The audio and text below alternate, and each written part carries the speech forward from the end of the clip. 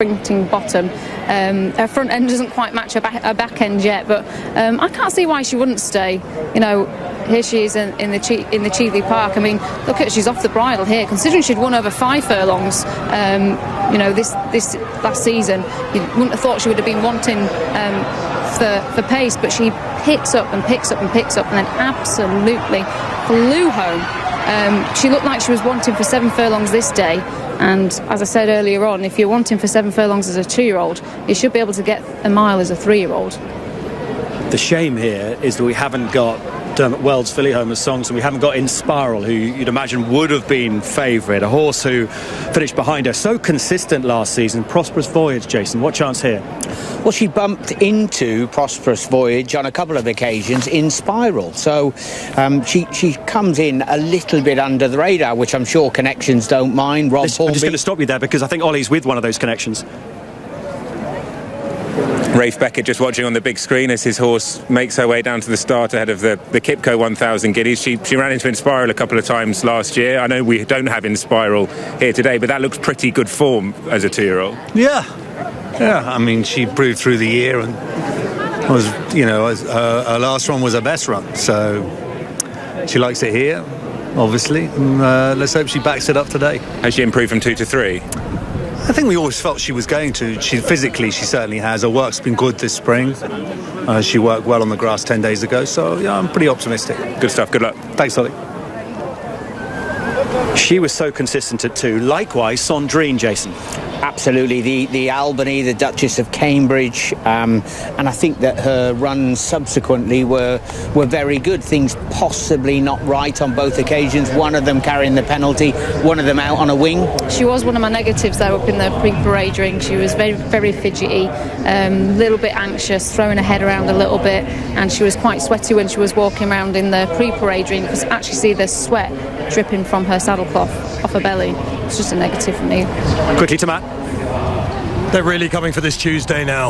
Was a clear second favourite, but now he's getting closer to Tenebris. Now 4-1 Tuesday. The 9-2 dried up a few seconds ago. Tenebris at 11-4. Tuesday at 4. Malafaf at 6, and there's just a nibble now for Wild Beauty. 10-9 as well. Zelly weak, Discovery's weak, Cachet very weak, but Tenebris and 4. But the money Tuesday.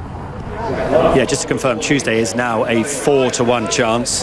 Stablemate Tenebrism. Sue Magna names these horses so brilliantly. Tenebrism is a style of painting developed by Caravaggio, who is her dad, of course. Yeah, it's a great way they have of naming the superstars. Listen, Caribus was the Tyson Fury victory for the boys. Katie Taylor last night, fantastic in the boxing ring. It's the time for a wonderful performance from one of these girls today.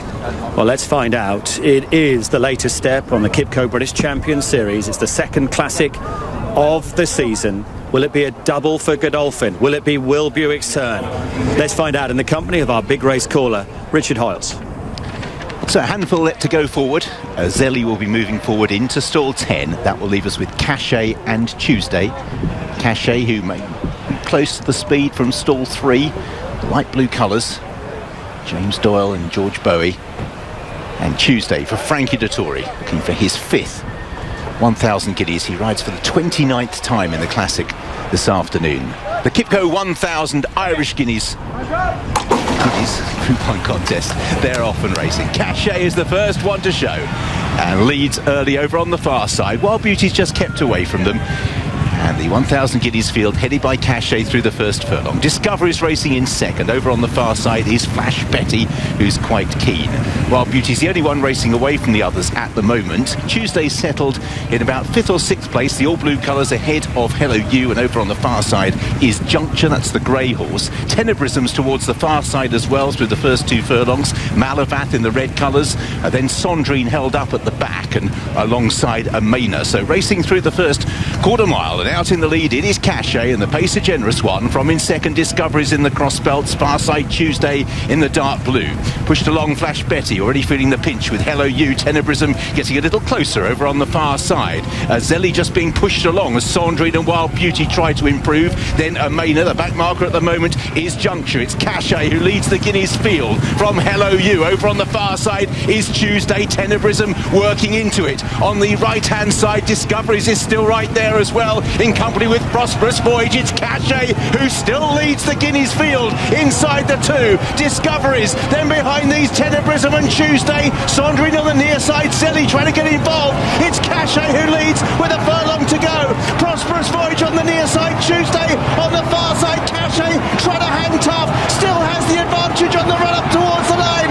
Cachet by a length from Prosperous Voyage. Cachet all out, will just last home and complete a Guineas double for James Doyle. And what a day for George Bowie and Highclere. Cachet made every single yard to see off Prosperous Voyage on Tuesday and win the second classic of the season. Only about a neck or so at the line as Prosperous Voyage tried to close. They pulled away from Tuesday. Precious few got involved, to be honest. It'll be a bow of the heads between Zelly and Sandrine for fourth and fifth. Amena made late ground, but Cachet has made every single yard and crucially has seen out the trip. A first classic for George Bowie, a second for James Doyle, 24 hours after his first, and Highclere can celebrate as Cachet won the 1,000 guineas. And look at these celebrations here in Newmarket. George Bowie giving John Warren a hug. Harry Herbert. Here's Jake Warren, the latest to get a hug from the classic winning trainer George Bowie. In what, only your second, third season training? That is summer. George, sum it up for us. Yeah, it's a very special day. A lot of people to thank for getting here, but I think most notably the filly. She's been a superstar since she walked in the yard, and it was always going to be the question, that long final furlong, but no, look, what a star. And Peach arrived from James, who, as I said to you before, gave a very clear, free rein, and she's held on. How nervous was that final furlong, given the question marks about her stamina? It was a long way, but no, look, I was always confident. She's by acclaim, who kept improving, and out of a Teofilo mare, who so was the Guineas winner yesterday. And no, look, she's a superstar, and delighted. So please, you let me just go and grab a word with Harry Herbert. I'm sorry, I've just seen you wiping tears away, so please forgive me for interviewing you in this moment, but just clearly that is so special for you all. Yeah, it's kind of hard to speak. This is the ambition, you know. We won a classic with Petrushka, first syndicate company to win a classic once she won the Irish Oaks, but those blue silks, it's been my total ambition. And a lovely group of people. Sorry, No, don't. You know what? I'll let you go. That sums up perfectly what it means to win a British Classic. Well done, Harry. Thanks. Well done. Sorry. Don't worry. Don't apologise. Not for words, but I am on this side. Never apologise. Well done. Thanks, mate. Thank you. What a celebration for the syndicate. The Highclere team are here in force, and this is so big for the Warren family. Jake Warren bought this horse, and she has been a superstar, taken them round the world and now to classic glory. And the family are all here. His kids, the grandchildren for John and Carolyn Warren, Zaylee, India and Coco are here. But for James Doyle, after all that heartache and disappointment that he talked about, he's now pulled off the 2,000 and 1,000 guineas double, Matt. Thank you, guys. Yeah, I think it's fair to say James isn't thinking about Barney Royal Kingman today. Yeah, I promise I won't get emotional today. Well, that's incredible, isn't it? I mean, I rode her a couple of times last year, and she was Group 1 placed in the Fillies Mile, and we were talking about it beforehand, myself and George, and she seems to be much stronger this year, although that last half a furlong took forever. I was praying for the line, but she's all guts. She loves this track. She really puts the race to bed, sort of between the 3 and the 2, and you're clinging on late on. But I mean, yeah, special thank you to George as well. I mean, obviously a young, growing team, but he's doing amazing things, and yeah, I think he's going to be a name we're going to be hearing a lot about in the in the future. That's for sure. Antonia's just down here. She looks after this horse on a daily basis. What's she like? Oh, she's just the kindest horse. She's got the biggest heart. Oh, I just had to stop for a second because it's just amazing to look after a horse like this. It's what you wake up every day to do. Oh. Congratulations to all of you. Well done, James. I think, Ed, that's what everyone's got for James Doyle. A big heart. Absolutely. After that long wait, 2 classics in 2 days. Cachet wins the Kipco 1,000 guineas, doing what Speciosa did last in 2006, doing the Nell Gwyn Guineas double. She won at 16 to 1 today. We must tip our hat to Prosperous Voyage, your each way selection from the paddock, Adele, running a huge race at 33 to 1. Tuesday was third at 4 to 1. There's Mum again. This time she's got to him early. She had to wait yesterday. Now she said, James, well played. And Sophie will be so proud as well watching her brother. Let's watch it again. How good was James Doyle from the front, Jason? That's the key, isn't it? You know, he was able to just put her to sleep up on the front end and nobody decided to take her on. In that situation, I thought here, surely she's running on fumes up towards the line. I know, James was saying, wasn't he? It was the longest 100 yards ever. We couldn't wait for the winning line to come. You could pull a few of them. And Maynard, I mean, she looked in trouble a couple of furlongs back and she stayed on up the hill really well. She's still one of the ones I'd pick out, but Cachet, oh, fantastic. And just watching everyone celebrate here, even the children as well, jumping up and down. They're it's the fantastic. Yeah. And for George Bowie, Adele, I mean, what an achievement for him. He's rapidly risen up the ranks. Now, that's what it feels like to be a classic winning trainer, with Ollie Bell getting in on the act. Just brilliant for him, and likewise everyone involved with Highclere. But for James Doyle, his dad, so proud. He had his first ride on the 4th of June 2004 at Goodwood on Somaida. He rode his first winner on the 1st of June 2005 at Wolverhampton. But until yesterday, 17 years later, he'd not won a classic. Now he's won back-to-back, both Guineas. The heroine of the Kipco 1,000 Guineas is Highclere's Cachet.